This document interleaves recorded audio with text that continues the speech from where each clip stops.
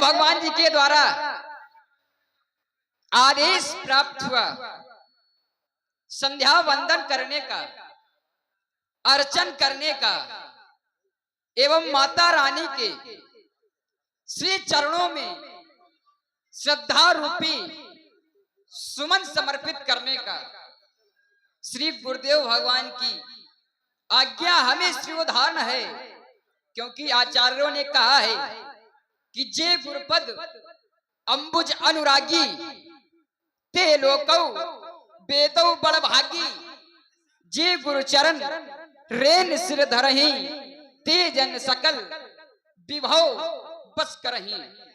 जो शिष्य अपने श्री गुरुदेव भगवान जी के चरणों को अपने शीश पर रख लेता है तो वह मानो व्यक्ति सारे संसार की वस्तु को अपने बस में कर लेता है।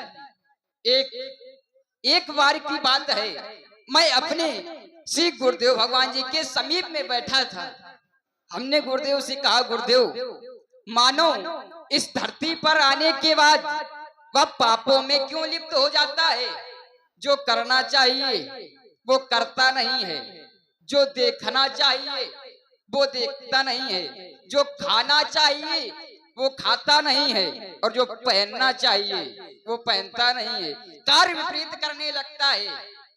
तो गुरुदेव ने कहा कि मानो इस धराधाम पर आता है तो वह मानो फड़फड़ा करके पूर्व दिशा की ओर भागता है।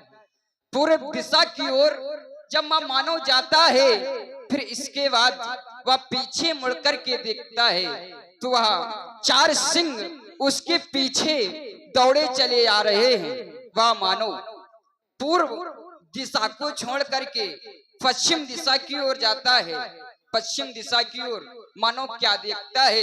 एक वृद्ध माता को बैठी हुई देखता है। वह मानो दक्षिण दिशा को छोड़ करके उत्तर दिशा की ओर जाता है। उत्तर दिशा की ओर मानो देखता है एक वृक्ष के जड़ को 2 चूहे कुतर रहे हैं। एक है श्वेत रंग का, एक है काले रंग का। मैंने गुरुदेव से कहा, गुरुदेव यह बात कुछ मुझे समझ में नहीं आई है। गुरुदेव ने कहा कि या लक्ष्मण, तुमको यह बात समझ में नहीं आई? मैंने गुरुदेव से कहा, गुरुदेव यह कुछ ठीक ठीक समझ में नहीं आई। मानो इस धराधाम पर आया, वह पूर्व दिशा की ओर गया। पूर्व दिशा की ओर 4 सिंह देखे। वह 4 सिंह कौन है? तो गुरुदेव ने बताया, वही तो हैं काम, मोह, मद और लोभ। या 4 सिंह उस मानव को घेर लेते हैं। फिर मैंने गुरुदेव से पूछा, पश्चिम दिशा की ओर क्यों गया मानव? वह एक वृद्ध माता को देखा तो बताया गुरुदेव ने कि यही माया है। फिर माया बस फिर ही भुलाना। मानो इस धराधाम पर आने के बाद भूल जाता है परमात्मा को। फिर मैंने गुरुदेव से कहा कि उत्तर दिशा की ओर मानो गया। उत्तर दिशा की ओर जाने के बाद एक वृक्ष की छांव में 2 चूहे जड़ को कुतर रहे हैं। तो गुरुदेव ने बतलाया कि जो सफेद रंग का चूहा है वह दिन का प्रतीक है, और जो रात काला चूहा है वह रात का प्रतीक है। गुरुदेव ने कहा, ये दोनों चूहे जीवन में मनुष्य के जीवन को कम करते चले जाते हैं। किसी के संसार में दिन बढ़ नहीं रहे हैं, सभी के दिन घटते चले जा रहे हैं। मानव की उम्र घटती चली जा रही है। फिर मैंने गुरुदेव से कहा, वहीं पर विषधारी सर्प बैठा है। तो गुरुदेव ने बतलाया कि वही काल है। तो मैंने गुरुदेव से कहा, फिर मानो इस धराधाम पर आने के बाद वह भजन क्यों नहीं करता है? हर प्राणी को भजन करना चाहिए। क्यों? क्योंकि आचार्यों ने कहा है कि बड़े भाग मानस तुन पावा, सुर दुर्लभ सब ग्रंथन गावा। मानव को दुर्लभ है। फिर भी एक प्रश्न खड़ा होता है, इस धराधाम पर आने के बाद पापों में लिप्त हो जाता है। भैया आज आपने अपने इष्ट का ध्यान किया। आपके इष्ट भगवान शंकर जी हैं और हमारे इष्ट तो आप ही हैं प्रभु। हे प्रभु, लोकाभिरामम रण रंग के धीरम राजीव नेत्रम रघुवंशनाथम कारुण रूपम करुणाकरंतम श्री रामचंद्रम शरणम प्रवद्धि, श्री रामचंद्रम शरणम प्रवद्धि।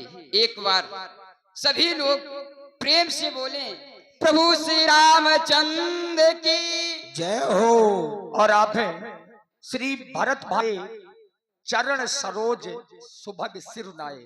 और आप हैं मह रहे थे और राम जी का ध्यान पूरब दिशा की ओर गया। इधर आ जाओ भैया। प्राची दिशी शशियु यबु सुहावा, सिय मुख सरिस देखी सुख पावा। भगवान ने देखा कि चंद्रमा का उदय हो गया। देखिए चंद्रमा चूंकि देव कोटि में है, देवता है, लेकिन चंद्रमा देवता होने के बावजूद भी कलंकी है, चूंकि इसका जो चरित्र पक्ष है वो निंदनीय है। और व्यक्ति चाहे जितना सुंदर हो, लेकिन अगर वो चरित्रवान नहीं है, उसका चरित्र अच्छा नहीं है, वो व्यक्ति कभी समाज में ऊंचाई प्राप्त नहीं कर पाता। चंद्रमा और हम आप लोगों का जो संबंध है, देखिए चंदा मामा दूर के, हम आप लोग बचपन से सब लोग सुनते आए हैं, कहते आए हैं कि चंदा मामा दूर के। चंद्रमा का और हमारा आपका जो संबंध है मामा भांजे का है। क्यों है? क्योंकि लक्ष्मी मैया का जन्म समुद्र से है और चंद्रमा का जन्म भी समुद्र से है। चंद्रमा का जन्म समुद्र से है और लक्ष्मी मैया का जन्म भी इसी समुद्र से है। तो चंद्रमा और लक्ष्मी माता भाई बहन है। लक्ष्मी जी को हम आप लोग कहते हैं माता, और स्वाभाविक है कि माता के भाई को मामा ही कहेंगे। बस वही बात श्री राम जी करने लगे। बहुरी विचार कीन्हे मन माही, सीये बदन समूह में कर नाही।